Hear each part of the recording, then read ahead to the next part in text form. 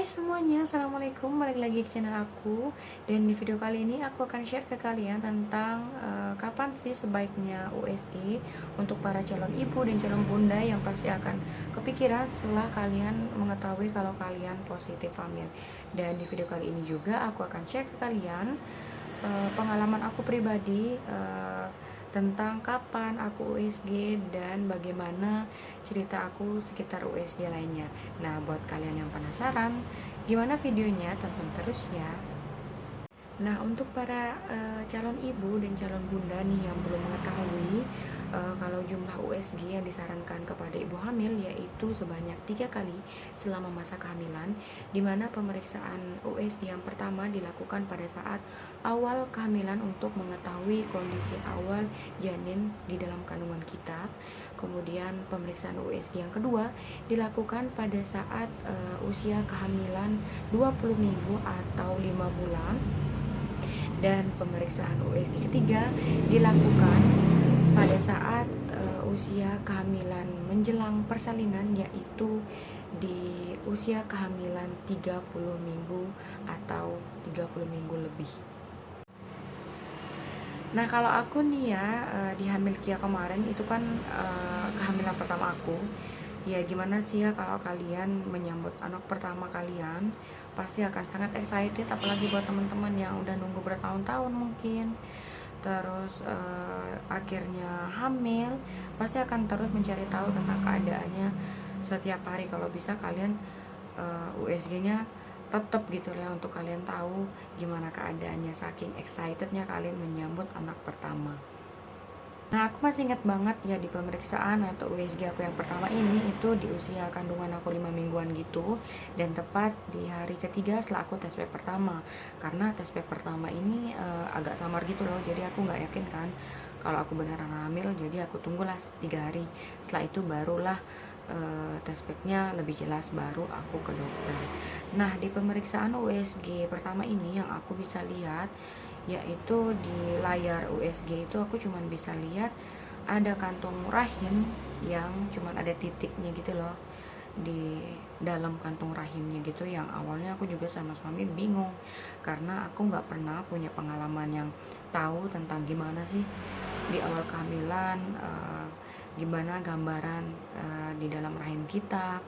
Itu aku nggak pernah punya gambaran atau pengalaman yang misalnya nganter tante atau siapa gitu untuk USG. Jadi benar-benar aku tahu tentang USG di awal kehamilan aku ini, dan sempat bingung juga apaan gitu ya pas datang cuman ada kantung dan satu titik gitu, dimana kan itu memang sesuai dengan usia kehamilannya gitu. Itu baru terbentuknya embrio doang, jadi memang masih terlihat kayak titik doang gitu loh di pemeriksaan USG pertama di usia kehamilan aku 5 minggu. Nah, cuman kalian nggak perlu khawatir juga, nggak perlu bingung-bingung ini maksudnya apa, karena pasti dokternya akan menjelaskan bagaimana kondisi janin kalian yang baru terbentuk itu, terus bagaimana sekitaran rahim kalian, kesehatan rahim kalian, itu pasti akan kalian dikasih tahu sama dokter. Atau misalnya kalau kalian punya pertanyaan yang sangat membingungkan atau kalian punya penyakit misalnya sebelumnya, kalian juga bisa konsultasikan di waktu kalian USG yang pertama. Nah, pemeriksaan USG kedua di sini aku lakukan di saat usia kandungan aku 3 bulan. Walaupun sebenarnya yang disarankan adalah di usia kandungan 5 bulan. Karena pemikiran aku waktu itu kayak gini, teman-teman.